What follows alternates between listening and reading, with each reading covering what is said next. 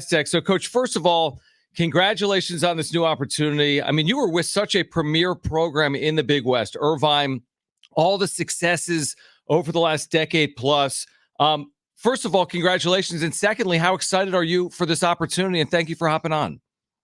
Hey, John, Jim, thanks so much for having me. I mean, it's really a privilege and an honor to be with you guys, and I appreciate the congratulations.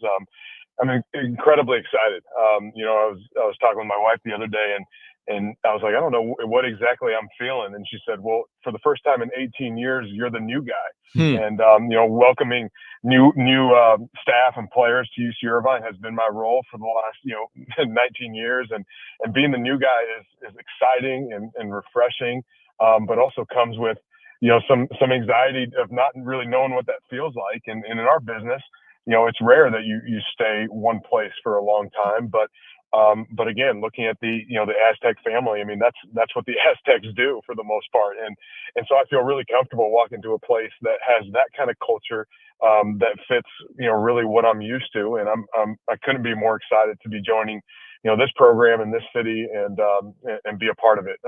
Super excited. From outside looking in, Coach, what's the thing that stands out to you the most about San Diego State basketball? Culture, winning, representation of this city. Again, being in Orange County and, obviously going to school at UCLA, being able to watch San Diego State from, far enough distance, but also close enough to see how they've done it, how they've built it. And it's been really the right way. And so the tradition that has been built, over the years through Coach Fisher and then Coach Dutcher and the staffs that they've brought in, it has everything to do with the people. And then obviously the university and the city has been a big part of that as well. And so it's really interesting to watch from my perspective, this program grow through, really my youth and then, through my coaching career. And it just speaks to everything that it's about. It's a little bit hidden and off the beaten path in some ways, down here in deep Southern California. But it makes big noise and it has unbelievable tradition and culture. And it's all about winning and making it about winning, and the selflessness that the student athletes that have had here in making it about winning, which is really hard and really rare, is something that resonates really strongly with me. Really well said. Ryan Badrtalei is with us, new San Diego State assistant men's basketball coach for Brian Dutcher here on the Mesa. Now, you come from one of the elite defensive programs in the West, UC Irvine, and you come to a program that's also been defined and built, obviously, on its defensive culture. Does that help make the process more seamless? No question. I mean, being in a program that has established a defensive identity and building it in a way, defense in basketball in general and sports is about toughness. It's about commitment. It's about togetherness. And so, doing that on the court is a reflection of your locker room, is a reflection of your head coach, is a reflection of your staff. And so I know that because that's how we've built it at UC Irvine. And I'm able to look at, San Diego State and look, you don't have to look too far to understand why they've been that way. And so, the transition for me in a defensive identity and a demand defensively for the players to do those things, is a seamless, adjustment for me, moving into this role. And so I'm excited about that. I think, San Diego State and UC Irvine in a lot of ways mirror each other, in terms of, the defensive identity and the culture of toughness and competitiveness. And, so in that way, I feel like a lot of ways it'll be a relatively easy adjustment for me to be able to, kind of speak that same language that they already have here. With the culture of the NIL and the NIL era and the transfer portal era now in college basketball, the job of assistant is pretty important. So how has that changed with being the assistant coach now with the NIL and, the transfer portal, how crazy that is in college basketball? Well, I think the best coaches, whether it's assistant or head coaches, and it's the same as players, they're adaptable. I think you have to adapt to a new landscape in college basketball.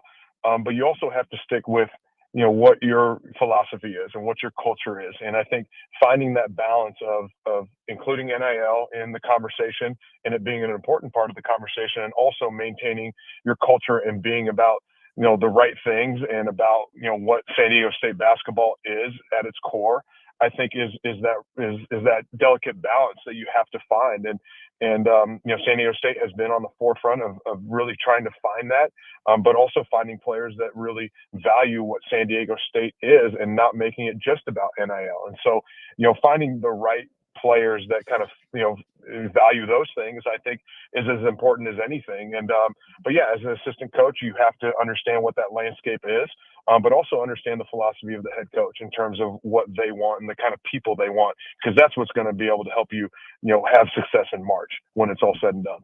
Ryan Badrtalei with us right now, new San Diego State assistant coach. People talk about culture and what that means. Obviously, it's been defined here over a quarter century, like you said, with Brian Dutcher and Steve Fisher. But in your experience at Irvine, where you won a ton of games, I mean, as an assistant, 14 years, you guys won 289 games at UC Irvine, made the NCAA tournament multiple times, had a win in the tournament back in 2019. You averaged 20-plus wins. What are the hallmarks of winning? What does it take to consistently win based on your experiences? Well, I think it goes back to, the people. I mean, you have to get the right people that are about the right things. And, in our business, it's finding, obviously it starts with your head coach and your staff that make, winning, really what, separates yourself from everything else. And it's the same thing with your student athletes.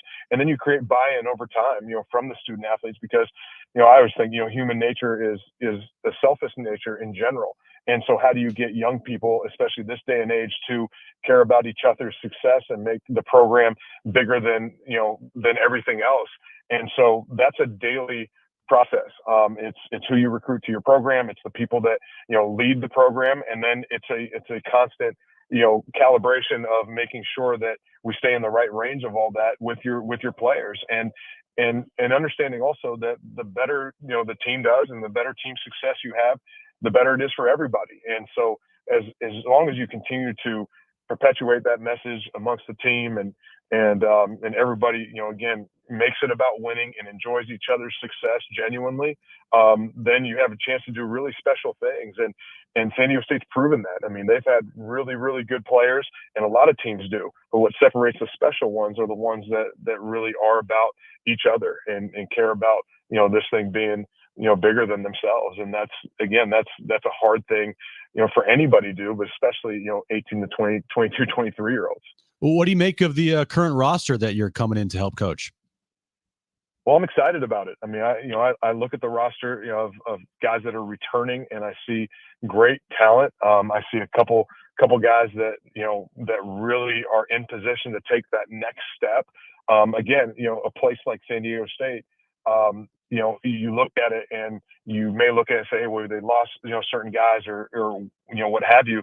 But there are guys that are developing every day that are in the gym working their butts off to get ready for that opportunity. And so, again, that resonates closely with me. I mean, we lost two of our better players, all conference players, going into last season, and we got picked fifth. And then we won the conference by 3 games because we had, guys that were ready coming behind the guys that had left. And I think it's a really similar situation here at San Diego State, and then adding pieces through the transfer portal and with the freshman class that I think people around here are going to be really, really excited about. And I'm excited to take that, that new step with some of these new guys with them. But I think people around here are going to be really pleasantly surprised with this roster and what they can do. Ryan, it's interesting because I think in reading about it, there weren't a ton of people that knew about your friendship, relationship with Kobe Bryant until his untimely passing. But, you spent a decade plus with Kobe on the court, off the floor, training, and well beyond that. When you consider that relationship, that friendship, your experience with him, what are your takeaways? What do you take from that experience and relationship still with you even after his passing?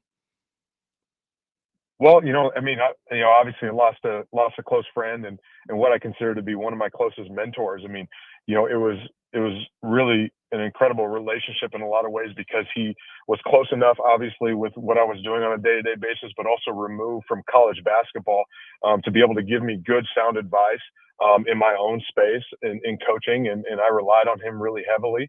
You know, and so that was a unique and special relationship that we had, and he, you know, has left a lasting imprint on me in terms of, you know, just how I look at the game, how I study the game, you know, how I approach, you know, working with student athletes, and learning how to really find ways to push them to levels that they maybe didn't even realize that they had.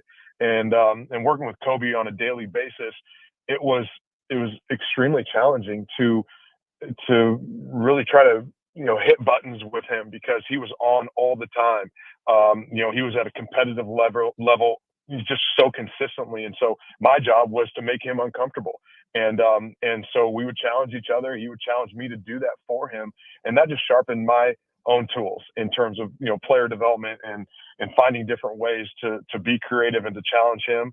And, you know, so I, you know, wake up every day trying to figure out ways to continue to evolve, to try to help, you know, these student athletes, you know, be, you know, the best version of themselves. And again, that has really imprinted on me, and that's how I've gone about my business, you know, really ever since we met.